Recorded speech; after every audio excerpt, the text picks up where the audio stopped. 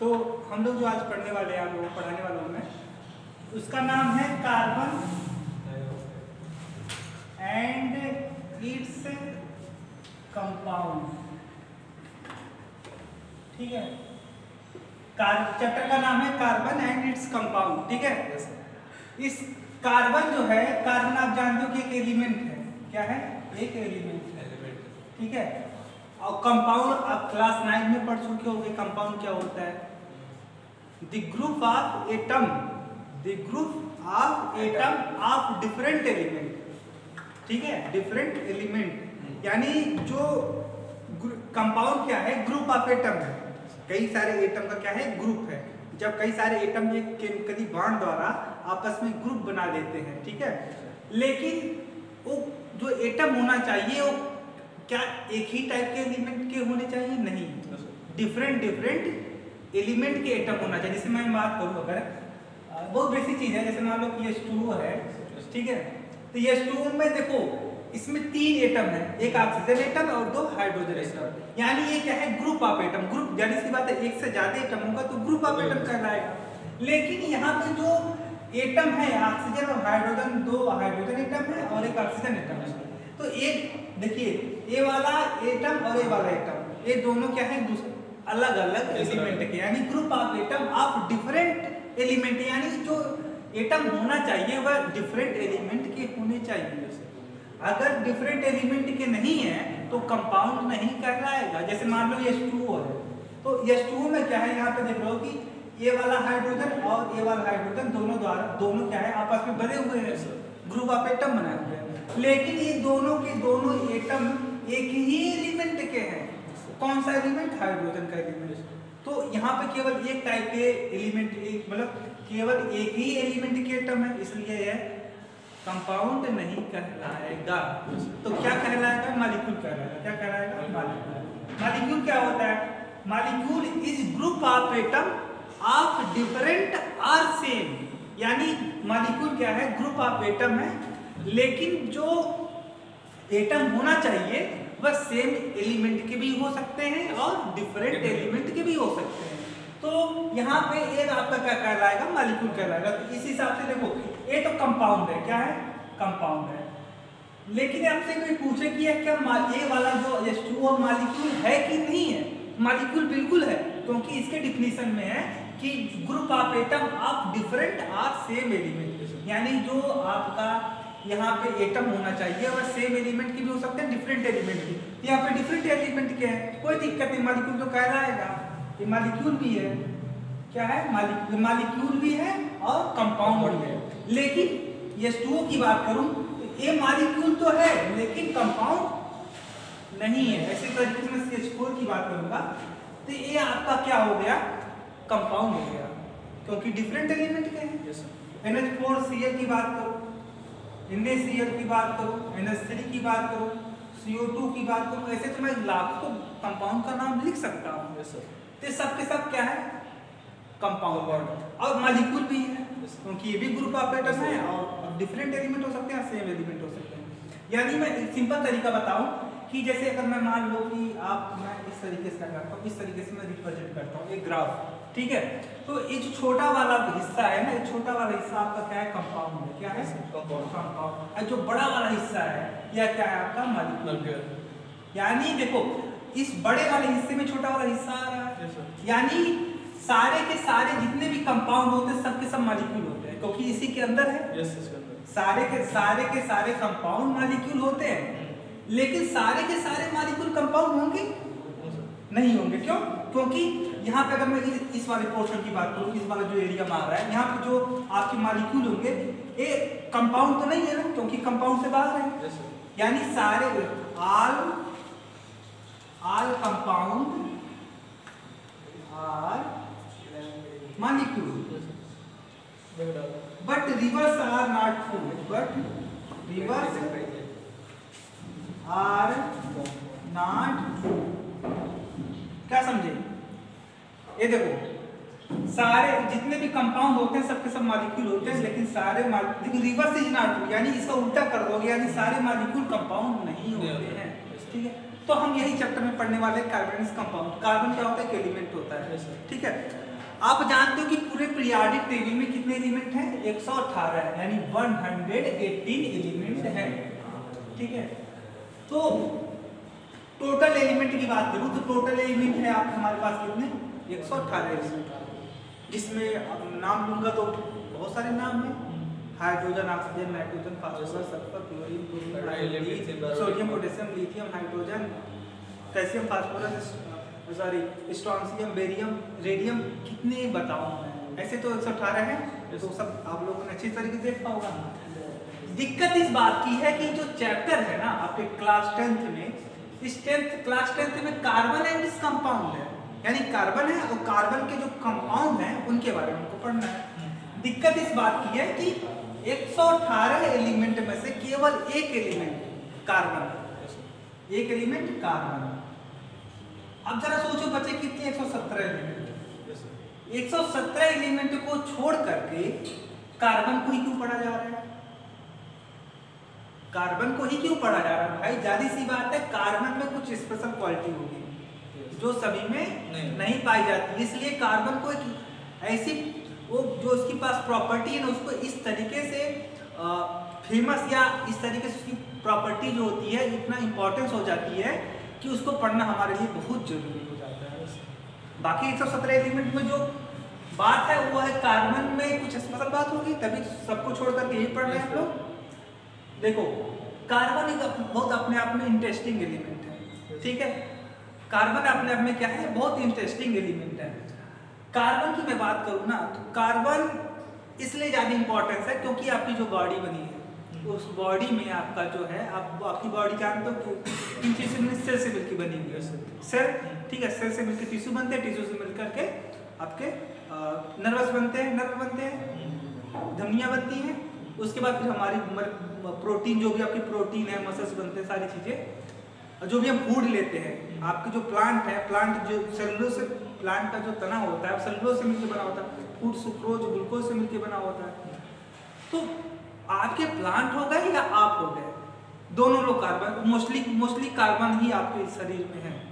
आपके बॉडी में जो, अगर मैं बात करूँ, बहुत सारे एलिमेंट है, ऐसी बात नहीं कि केवल कार्बन है, ऑक्सीजन भी है, नाइट्रोजन भी है, फास्फोरस भी है, सोडियम भी है, आयरन भी, आयरन मैग्नीशियम, हीमोग्लोबिन पाया जाता है, क्लोरोफिल में, विटामिन B12 में कोबाल्ट पाया जाता है, मैग्नीज भी है आप में। आप पढ़ोगे हर क्लास में तो बहुत सारे एलिमेंट आपके पास हैं आपके शरीर में, लेकिन उसमें मोस्टली हिस्सा किसका है? कार्बन। तो आप प्लांट हो गए या एनिमल हो गए, दोनों के दोनों मोस्टली हिस्सा किससे मिलकर बने हुए हैं? कार्बन से। जरा सोचो, आपकी बॉडी यानी ह्यूमन एंड प्लांट दोनों ही किससे मिलकर बने हुए? Living organism. लिविंग ऑर्गेनिज्म का मतलब चाहे आपके लिविंग मतलब जो जीवित है, मतलब चाहे मनुष्य हो गया, ह्यूमन हो गया, या प्लांट हो गए, या वायरस हो गया, फंगी हो गया, कुछ भी हो गया, वो सब के सब लिविंग ऑर्गेनिज्म है। तो सब के सब मोस्टली कार्बन से मिलकर बना है। ठीक है, और कार्बन में विशेष प्रॉपर्टी होती है कैटिनेशन पावर, कैटिनेशन प्रॉपर्टी, अभी पढ़ाऊंगा उसको मैं। कैटिनेशन प्रॉपर्टी क्या होती है कि किसी एलिमेंट की अपने ही एटम से जुड़ने की जो क्षमता होती है, the power of combination of an element with the own atom are called catenation power. अभी उसको चीज़ों पढ़ूंगा, इसीलिए इसको बस वही एक प्रॉपर्टी ऐसी है ना कार्बन की जो सबसे ज़्यादा डिफरेंट है, उसको एक स्पेशल, मतलब क्या ही बताऊँ, नहीं खूबसूरत उसको बना देता है कार्बन को। ठीक है, वही एक प्रॉपर्टी कैटिनेशन पावर, मतलब किसी एलिमेंट की अपने ही एटम से जुड़ने की जो क्षमता होती है ना, वह क्या करती है? Catenation power. जैसे मान लो कार्बन है, ठीक है, एक कार्बन अपने ही कार्बन एटम से जुड़ करके, ऐसे बहुत सारे हजारों लाखों कार्बन एटम आपस में जुड़ करके लंबी सी क्या बना लेंगे? चेन बना लेंगे, ब्रांचिंग बना लेंगे। ठीक है, यही जो उसकी प्रॉपर्टी है किसी एलिमेंट की अपने ही एटम से जुड़ने की जो प्रॉपर्टी है, अपने ही एटम से, ये भी कार्बन सब कार्बन, ये जो प्रॉपर्टी होती है क्या होती है? Catenation power. ये केवल कार्बन से नहीं, इसमें कुछ कार्बन की जगह दूसरा भी एलिमेंट आ जा सकता है। तो कैटिनेशन पावर देखो, इसको इतनी खास बनाते हैं, मतलब पॉलीथीन यूज करते हो। पॉलीथीन जानते हो किससे बनता है? एक गैस होता है एथिलीन। क्या होता है? एथिलीन का मॉलिक्यूलर फार्मूला इस तरीके का उसका होता है, C2H4। इसका जब आप जिगलर-नाटा कैटालिस्ट से जिगलर-नाटा कैटालिस्ट ठीक है, इसके एक कैटालिस्ट क्या होते हैं, ऐसे सबस्टांस होते हैं जो किसी रिएक्शन के रेट को बढ़ा भी सकते हैं घटा भी सकते हैं। तो जब ये इसके बहुत सारे, जैसे मान लो कि 10,000 20,000 मॉलिक्यूल जो है आपने लिया, और जब ये क्या करता है कि जब रिएक्शन होता है, रिएक्शन के बाद में क्या होता है, n इक्वल टू आपका 10,000 से 10,000 से ज्यादा हो सकता है, कम भी हो सकता है, 10,000 से ज्यादा 10,000 से कम भी हो सकता है। यानी एथिलीन के 10,000 मॉलिक्यूल, सुनो, एथिलीन के 10,000 मॉलिक्यूल आपस में जुड़ करके, जरा सोचो 10,000 मॉलिक्यूल अगर आपस में जुड़ जाएंगे कितनी लंबी चेन बनेगी, बहुत लंबी चेन बनेगी। तो अब बताओ पॉलीथीन तक जाके बनता है, तो सोचो कि जो पॉलीथीन आप यूज करो, जो बेकेलाइट आप यूज करो, जितने भी पॉलीमर होते हैं, चाहे बेकेलाइट हो, आपके पॉलीथीन हो, सब के सब हो गए, पॉलिएस्टर हो गया, जो आपके कपड़े हो गए, ये भी, ये सब मोस्टली इसमें कार्बन ही रहता है। अभी इसकी तो बस एक टेलर है, अभी आपका जो भी आपका चाहे वो आपका फाइबर्स हो, प्लास्टिक्स हो, सबके सब मोस्टली कार्बन से मिलकर ही बने। तो इतना इंपॉर्टेंस है कि क्या ही बताएं उसका, अभी उसके बारे में पता चल जाएगा। ठीक है, तो आगे बढ़ते हैं। देखो कार्बन की मैं बात करूं, कार्बन एक एलिमेंट है, और आपने मेटल नॉन मेटल की कैटेगरी में जब आप पढ़ा होगा तो आपने पढ़ा होगा कि ऐसे एलिमेंट है जिनके अंदर टेंडेंसी होती है इलेक्ट्रॉन लूज करने की, देने की, उसे बोलते हैं मेटल, और जिसके अंदर टेंडेंसी होती है एक्सेप्ट करने की, उसे क्या बोलते हैं, नॉन मेटल। तो कार्बन एक नॉन मेटल है। क्या है कार्बन? नॉन मेटल है, नॉन मेटल, क्योंकि यह इलेक्ट्रॉन का क्या करता है, ले सकता है या शेयरिंग कर सकता है। ये तो मेटल नॉन मेटल के चैप्टर में आप लोगों ने पढ़ा है। बात आती है, देखो कार्बन के सोर्स की बात करूँ, सोर्सेज की बात करूंगा, तो कार्बन कहाँ कहाँ पे पाया जाता है? कार्बन दो जगह पे मोस्टली पाया जाता है। अगर मैं बात करूं कार्बन अर्थ के क्रस्ट में, अर्थ क्रस्ट यानी पृथ्वी का जो हिस्सा है ना, आप जानते हो कि पृथ्वी कई सारी लेयर से मिलकर बनी है, कई सारी लेयर से मिलकर बनी है, तो जो ऊपरी वाला पृथ्वी का हिस्सा है ना, वहां पे कार्बन पाया जाता है। ठीक है, अर्थ के क्रस्ट में, ठीक है, अर्थ के क्रस्ट में पाया जाता है। अगर मैं बात करूं किन किन फॉर्म में, जैसे कार्बोनेट के फॉर्म में हो सकता है, कार्बोनेट के फॉर्म में हो सकता है, या कोल हो सकता है, कोल मतलब कोयला, कोयला भी तो कार्बन से मिलकर ही बना होता है। पेट्रोलियम हो गया, पेट्रोलियम का मतलब हो गया आपका, पेट्रोलियम एक जनरल वर्ड है जिसमें पेट्रोल, डीजल, ठीक है, पेट्रोल, डीजल, केरोसिन ऑयल्स हो गए, ठीक है, आपका जो ये हो गया आपका मोबिल, हाँ मोबिल हो गया आपका, वेस्लिन हो, जो आप वेस्लिन यूज करते हो वो भी हो गया। ऐसे जो कोल तार हो गया, जो चोआ जैसे बोलते हैं, चोआ, वो भी आपका कार्बन ही है, पेट्रोलियम ही है। तो पेट्रोलियम एक कच्चा पदार्थ होता है, रॉ मटेरियल होता है, जो लिक्विड फॉर्म में होता है, काले रंग का, उसे धरती से जब निकाला जाता है, मतलब जो सऊदी मतलब इधर जो अरबी देश में बहुत ज़्यादा पाए जाते हैं, इंडिया में भी पाया जाता है, लेकिन इनका क्वांटिटी नहीं पाया जाता है। तो कार्बोनेट कोल और पेट्रोलियम के फॉर्म में पाया जाता है कार्बन अर्थ के क्रस्ट में। कितना परसेंट है? तो कार्बन का जो परसेंटेज है अर्थ के क्रस्ट में वो कितना है? 0.02%। जरा सोचो कि कितना कम है, बहुत कम है, बहुत कम है, ठीक है। सबसे ज्यादा अगर मैं बात करूं अर्थ के क्रस्ट में सबसे ज्यादा कौन सा एलिमेंट पाया जाता है? सबसे ज्यादा कौन पाया जाता है? ऑक्सीजन। क्या पाया जाता है? ऑक्सीजन पाया जाता है, ठीक है। अगर मैं ऐसा कौन सा मेटल है जो अर्थ के क्रस्ट में सबसे ज्यादा पाया जाता है? एल्युमिनियम। क्या पाया जाता है? एल्युमिनियम, ठीक है। अगर मैं बात करूं एल्युमिनियम पाया जाता है, लेकिन वो एल्युमिनियम मेटल है, यानी सबसे ज्यादा मेटल कौन सा पाया जाता है अर्थ के क्रस्ट में? एल्युमिनियम। और सबसे ज्यादा नॉन मेटल कौन सा है? जो नहीं सिलिकॉन। भाई सिलिकॉन मतलब जो बालू होता है, बालू सिलिका जो होता है वह उसका फार्मूला होता है SiO2। इसमें सिलिकॉन है ना, सिलिकॉन क्या है? ठीक है। ऑक्सीजन समझो, वैसे तो ओवरऑल तो ऑक्सीजन पाया जाता है, सिलिकॉन दूसरे नंबर पे आता है, फर्स्ट नंबर पे ऑक्सीजन और दूसरे नंबर पे सिलिकॉन पाया जाता है। कार्बन बहुत कम पाया जाता है, ठीक है। कार्बोनेट देखो, कार्बोनेट का क्या होता है फार्मूला? ये फार्मूला होता है कार्बोनेट, आयन है ठीक है। तो इसमें क्या है, कार्बन है कि नहीं है ना कार्बन, तो कार्बोनेट के फॉर्म में पाया जाता है, ठीक है। इसे जो मिनरल्स होते हैं, मिनरल्स आपने पढ़ा होगा, those natural occurring substance which contain metal are called mineral, यानी ऐसे सबस्टांस जिनमें क्या होता है, मेटल होता है, उसे क्या बोलते हैं।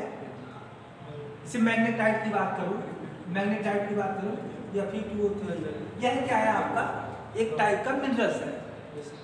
क्यों? क्योंकि ये नेचर में पाया जाता है। कहाँ पाया जाता है? Nature. Natural occurring substance which contain metal, यानी इसमें मेटल है ना, यानी इस नेचुरल अकरिंग सबस्टांस में मेटल है, इसलिए क्या है, मिनरल्स है। और ये नेचर में पाया जाता है।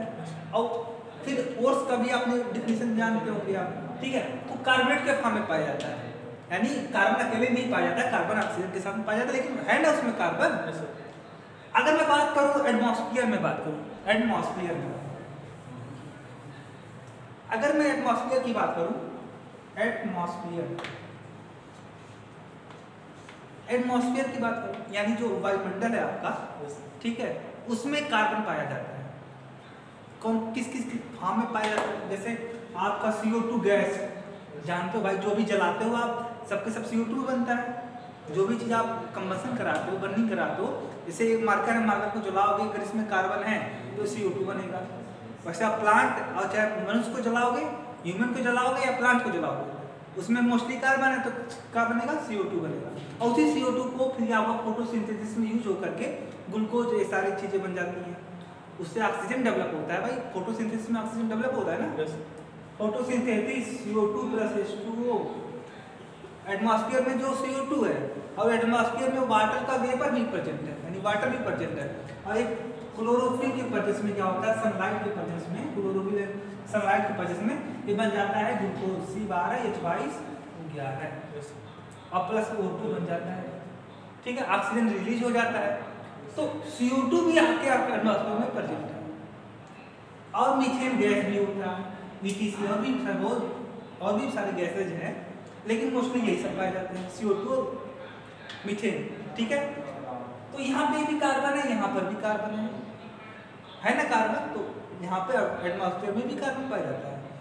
कितना परसेंट? तो बात करूँगा 0.03%, 0.3%, यानी अर्थ की तरफ से ज़्यादा पाया जाता है एटमॉस्फेयर में कार्बन, ठीक है। अगर मैं बात करूँ, आगे चलता हूँ,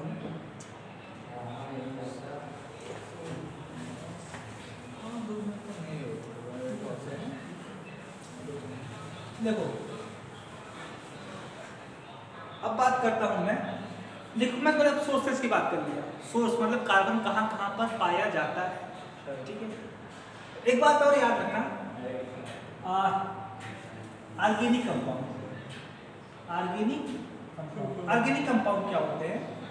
the compound of carbon are called organic compound, यानी the compound of carbon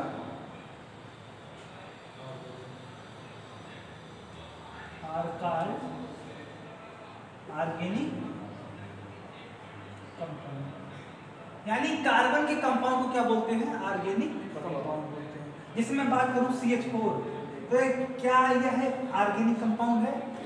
CH4 organic compound है क्या?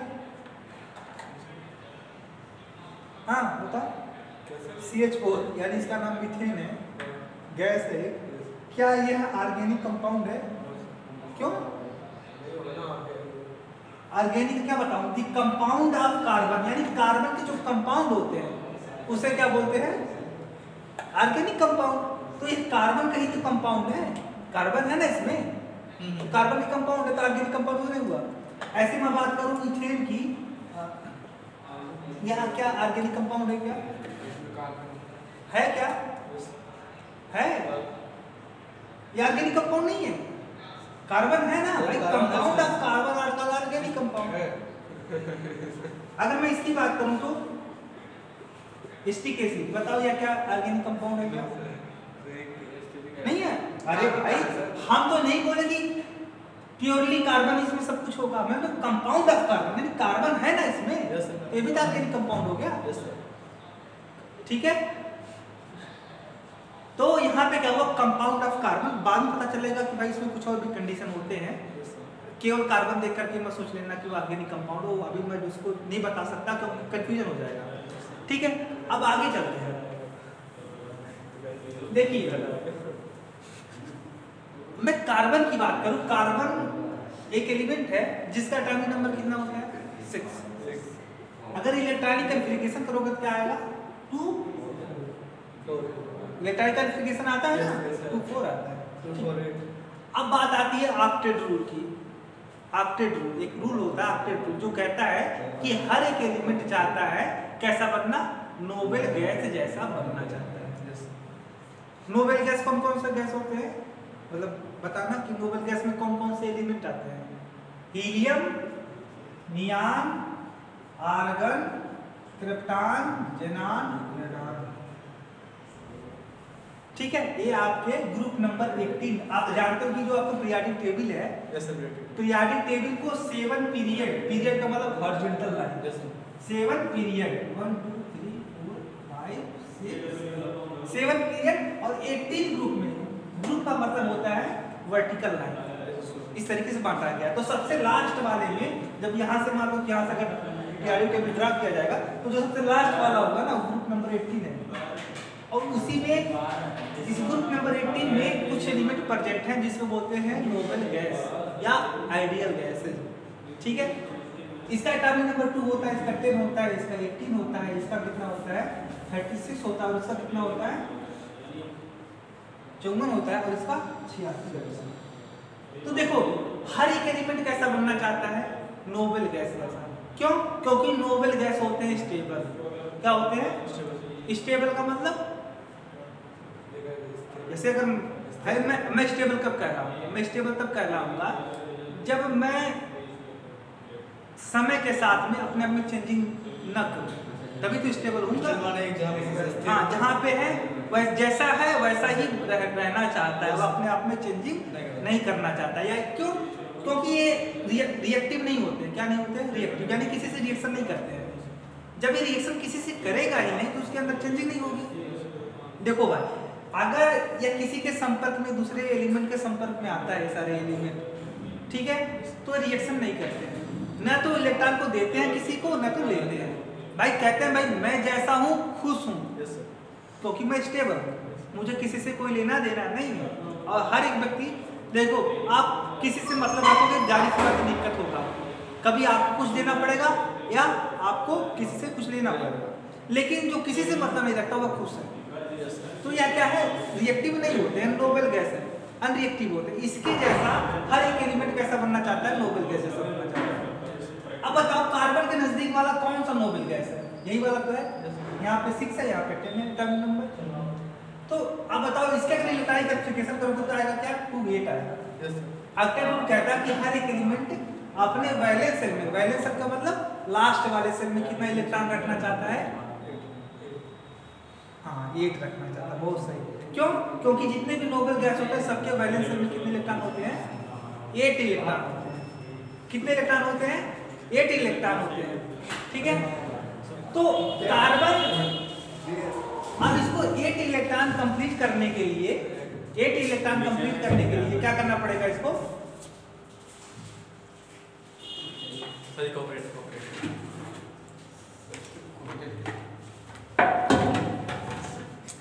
वैसे जाएंगे दिक्कत हो जाएगा। कर दो चलिए सर, ये स्टॉप हो गया है, यही चालू करेंगे, काट के है रेडी 3 2 इसकी ऐसे एडिट कर दीजिएगा थोड़ा सा। इधर देखो, अब देखो कार्बन का, तो कार्बन के नजदीक वाला कौन सा नोबेल गैस है, नियान। यानी कार्बन कैसा बनना चाहता है, कार्बन कैसा बनना चाहता है, नियान जैसा बनना चाहता है। क्योंकि नियान मजे मार रहा है, स्टेबल है, उसे किसी से कोई लेना देना नहीं है, घूम रहा है अपना, उसे कोई किसी की फिक्र ही नहीं है। भाई ये भी चाहता कि मैं भी कैसा बन जाऊँ, नियान जैसा, मेरी भी लाइफ क्या हो, स्टेबल हो, मैं भी मजा मारूं। लेकिन मजा कब मारेंगे, जब इनके पास में वैलेंस सेल में कितने इलेक्ट्रॉन होंगे, कार्बन के 8 इलेक्ट्रॉन होगा।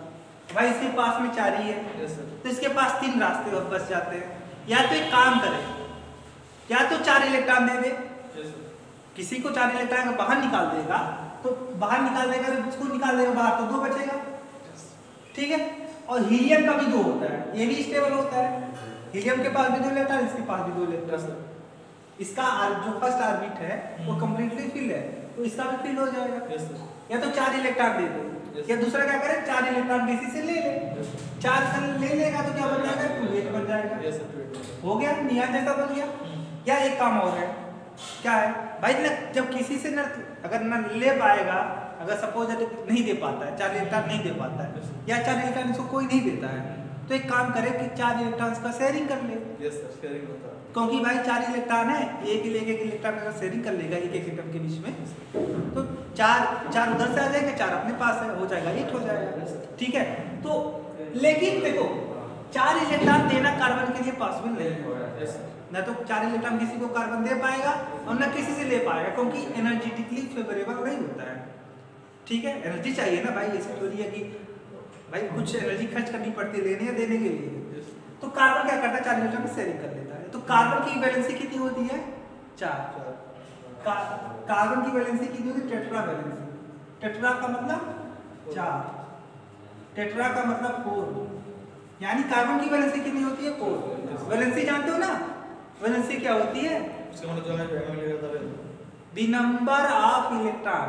number of electron which lose or gain or share by an element are called CO2 होता है, 2 जो होता है, the number of electron lose or gain or share by an element to get noble gas configuration।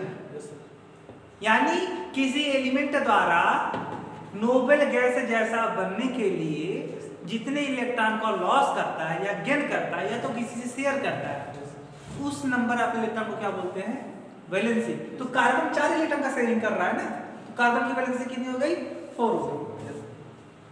अब बात करते हैं bond के बारे में। क्या बात करते हैं बॉन्ड के बारे में। Bond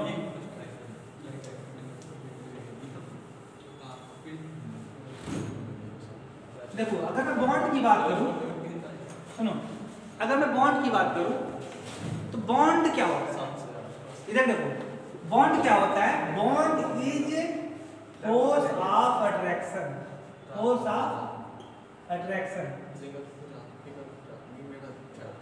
which bind 2 or more than 2 atoms together are called। इधर देखो, बॉन्ड क्या होता है, bond is force of attraction.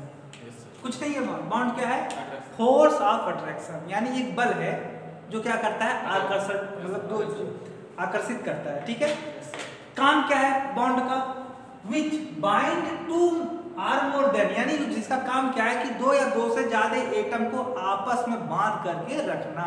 Yes sir. अगर हमारे और आपके बीच में जुड़े हुए, हम एक दूसरे से जुड़े हुए हैं, तो किसी फोर्स ऑफ अट्रैक्शन द्वारा जुड़े होंगे। ठीक है, किसी हमारे बीच में कोई फोर्स ऑफ अट्रैक्शन काम कर रहा होगा।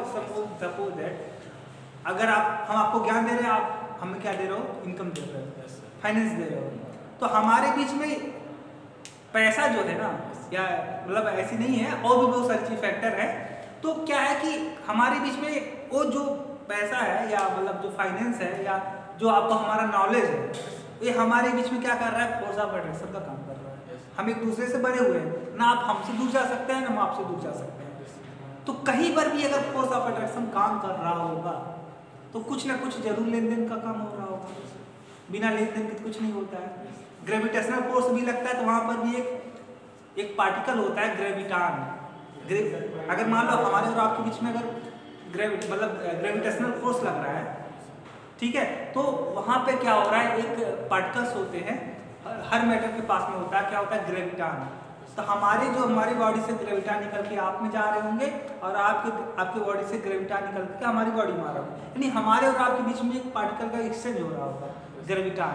ठीक है, और उसी कारण से क्या होता है, हम आपस में क्या करते हैं, अट्रैक्शन फील करते हैं। तो जहां पर भी अट्रैक्शन फील होगा, यानी वहां पे कुछ लेन देन हुआ होगा, बिना लेन देन के अट्रैक्शन नहीं होता है। तो देखो बॉन्ड क्या करता है, देखो अगर मैं बात करूं यहाँ पे वाटर की, तो वाटर में जानते हो कि एक ऑक्सीजन एटम होता है, 2 हाइड्रोजन एटम होते हैं। देखो, और एक दूसरे द्वारा देखो, एक ऑक्सीजन एटम और 2 हाइड्रोजन एटम है, ये आपस में बंधे हुए हैं, बाइंड हुए हैं। देखो, ये ऑक्सीजन एटम इस हाइड्रोजन एटम को अपनी तरफ बांध के रखा है, और ये वाला ऑक्सीजन एटम इस वाले को भी बांध के रखा, हाइड्रोजन भी इसको बांध के रखा है, इसलिए हाइड्रोजन भी ऑक्सीजन को बांध के रखा है, ऑक्सीजन भी हाइड्रोजन को बांध के रखा है, यानी एक दूसरे को बांध करके रखे हुए हैं। हाइड्रोजन ऑक्सीजन को बांधे हुए, ऑक्सीजन हाइड्रोजन को बांधे हुए, यानी यहाँ पे जो मैं लाइन रिप्रेजेंट किया हूँ, ये लाइन क्या है ना, ये लाइन कुछ नहीं है, ये फोर्स ऑफ अट्रैक्शन है। क्या है? Force of attraction. Force of attraction भाई, अगर फोर्स ऑफ अट्रैक्शन ना होगा तो ऑक्सीजन और हाइड्रोजन जो जुड़े हुए हैं एक दूसरे से किसी फोर्स द्वारा जुड़े होंगे। अगर एक फोर्स होगा ही नहीं तो क्या होगा? अगर एक फोर्स ऑफ अट्रैक्शन ना होगा तो सपोज दैट क्या होगा भाई, जब इनके बीच में कोई फोर्स ऑफ अट्रैक्शन नहीं है तो इनको बांध के रखेगा कौन? कोई नहीं रखेगा, तो एक दूसरे से दूर चले जाएंगे। क्या हो जाएंगे? दूर। ये वाला अलग हो जाएगा, ये वाला अलग हो जाएगा। इधर देखो, इधर भी अलग हो जाएगा, ये वाला भी अलग हो जाएगा, तो सब अलग हो जाएंगे, सब एक दूसरे से अलग हो जाएंगे, यानी ऑक्सीजन एटम अलग हो जाएगा और 2 हाइड्रोजन एटम अलग हो जाएंगे। अब बताओ कि ये वाटर था, अगर ये सब अलग अलग हो गए तो ये वाटर कहलाएगा? क्या वाटर है? क्या ये वाटर है? नहीं है वाटर। तो अगर यानी वाटर एग्जिस्ट ही नहीं कर पाएगा, अगर एक फोर्स ऑफ अट्रैक्शन ना होगा वाटर एग्जिस्ट नहीं कर पाएगा, और वाटर एग्जिस्ट नहीं कर पाएगा तो ह्यूमन नेचर जो है, आपके प्लांट एनिमल हो, एग्जिस्ट कैसे करेंगे? यानी फोर्स ऑफ अट्रैक्शन कितना जरूरी है, यहाँ पे फोर्स ऑफ अट्रैक्शन हो रहा है। इसी तरीके से क्या है, मीथेन की बात करूंगा तो देखो, एक कार्बन एटम 4 हाइड्रोजन एटम को आपस में बांध के रखा हुआ है, और चारों हाइड्रोजन एक कार्बन को आपस में बांध कर रखे हुए हैं, यानी इनके बीच में भी फोर्स ऑफ अट्रैक्शन काम कर रहा है। कार्बन हाइड्रोजन के बीच में सबके यहाँ पर भी लग रहा है, यहाँ पर भी लग रहा है, यहाँ पर भी लग रहा है, तो ये क्या है? Force of attraction. यानी bond is force of attraction which bind 2 और मोर देन 2 एटम टुगेदर। यानी बॉन्ड क्या है? फोर्स ऑफ अट्रैक्शन है जो 2 या 2 से ज्यादा एटम को आपस में बांध करके रखता है। अब मैं बात करूं बॉन्ड की, सॉरी सर गाइस, ओके, तो यहाँ पे क्या है कि bond is force of attraction, ठीक है। अब हम पढ़ते हैं बॉन्ड कितने टाइप के होते हैं, बॉन्ड कितने टाइप के होते हैं। तो बॉन्ड 3 टाइप के होते हैं। कौन कौन से बॉन्ड होते हैं? देखो, अगर मैं बॉन्ड की बात करूं तो बॉन्ड 3 टाइप के होते हैं। कौन कौन से? कौन कौन से? एक तो होता है आपका आयनिक बॉन्ड। क्या होता है? Ionic bond. दूसरा क्या होता है? Covalent bond. Covalent bond. और तीसरा क्या होता है? Coordination bond. Coordination bond. Coordination bond, ठीक है। 3 टाइप के बॉन्ड होते हैं, एक आयनिक बॉन्ड, एक कोवैलेंट बॉन्ड और एक कोऑर्डिनेशन बॉन्ड। बॉन्ड 3 टाइप के होते हैं, आयनिक, कोवैलेंट और कोऑर्डिनेशन, ठीक है। आयनिक बॉन्ड क्या होता है? The bond which are found between ions are called ionic bond। या ऐसा भी बोल सकते हो, the bond which are found by complete transfer of electron are called ionic bond, ठीक है। जैसे मान लो कि सोडियम क्लोराइड है, सुनो, सोडियम है, सोडियम है और क्लोरीन है, ठीक है। सोडियम का एटॉमिक नंबर 11 होता है, 281, और क्लोरीन का 17, यानी 287, ठीक है।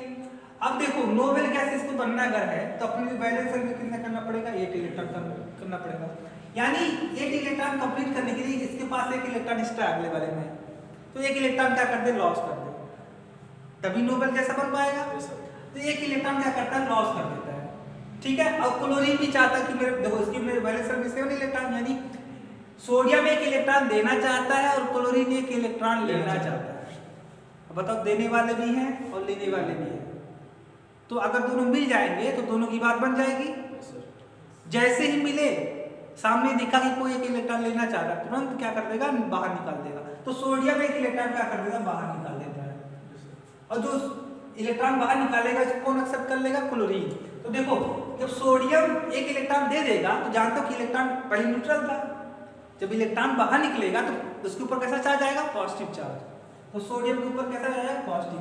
पॉजिटिव चार्ज मतलब दो स्पीसीज, ऐसा स्पीसीज जिसमें क्या होता है proton electron number of electrons are less than proton, ठीक है। तो यहाँ पे क्या होता है क्लोरीन के ऊपर कैसा चार्ज आ जाएगा? Negative charge. इधर देखो सोडियम के ऊपर पॉजिटिव चार्ज, क्लोरीन के ऊपर निगेटिव चार्ज। अब यहाँ पे देखो ये जो आपका कंपाउंड बना है, ठीक है, ये क्या है? यहाँ पे देखो इसके ऊपर पॉजिटिव, इसके ऊपर निगेटिव चार्ज। तो पॉजिटिव और निगेटिव बीच में क्या होता है? फोर्स ऑफ मतलब अट्रैक्शन होता है ना। सेम चार्ज के बीच में रिपल्सन होता है और अपोजिट चार्ज के बीच में अट्रैक्शन। तो यहाँ पर भी क्या होगा? सोडियम आयन और क्लोराइड आयन के बीच में क्या होगा? एक फोर्स ऑफ अट्रैक्शन काम करेगा। क्या करेगा? Force of attraction. Force of attraction इनके बीच में क्या होगा? एक फोर्स ऑफ अट्रैक्शन काम करेगा, क्योंकि ये अपोजिट चार्ज वाले हैं। तो इस फोर्स ऑफ अट्रैक्शन को क्या बोलोगे? Ionic bond. क्यों? क्योंकि यहाँ पे आपने आयनिक बॉन्ड, क्योंकि आपने बोला है कि the bond which are formed between ions, ions के बीच में जो फोर्स ऑफ अट्रैक्शन काम करता है उसे क्या बोलते हैं? Ionic bond. तो ये आपका क्या होगा? Ionic bond. इसी तरीके से मैं बात करूं कैल्शियम क्लोराइड की, देखो इसके ऊपर पॉजिटिव चार्ज, इसके ऊपर नेगेटिव चार्ज। तो यहाँ पे देखो इसके ऊपर पॉजिटिव और इसके ऊपर नेगेटिव चार्ज है, तो पॉजिटिव नेगेटिव बीच में अट्रैक्शन होगा। ये वाला क्या करेगा? कैल्शियम इसको अपनी तरफ खींचे रखेगा, ये वाला भी इधर खींचा रहेगा, ठीक है। यानी इनके बीच में फोर्स ऑफ अट्रैक्शन काम कर रहा है। ये कौन सा बॉन्ड होगा? ये जो बीच में फोर्स ऑफ अट्रैक्शन है आयनिक बॉन्ड है। क्यों? क्योंकि आयंस के बीच में लग रहे हैं। फोर्स ऑफ अट्रैक्शन कहाँ काम कर रहा है? आयंस के बीच में। तो आयनिक बॉन्ड तो हमने मेटल ऑर्गेनिज्म के चैप्टर में बहुत सारे पढ़े हैं। हमारा मेन यहाँ पे फोकस क्या है? कोवैलेंट बॉन्ड पे। कोवैलेंट बॉन्ड यहीं से कहानी स्टार्ट होती है कोवैलेंट बॉन्ड की। सचिव बस साइड करिए सर, अब नेक्स्ट कर लंबा हो जाएगा सर।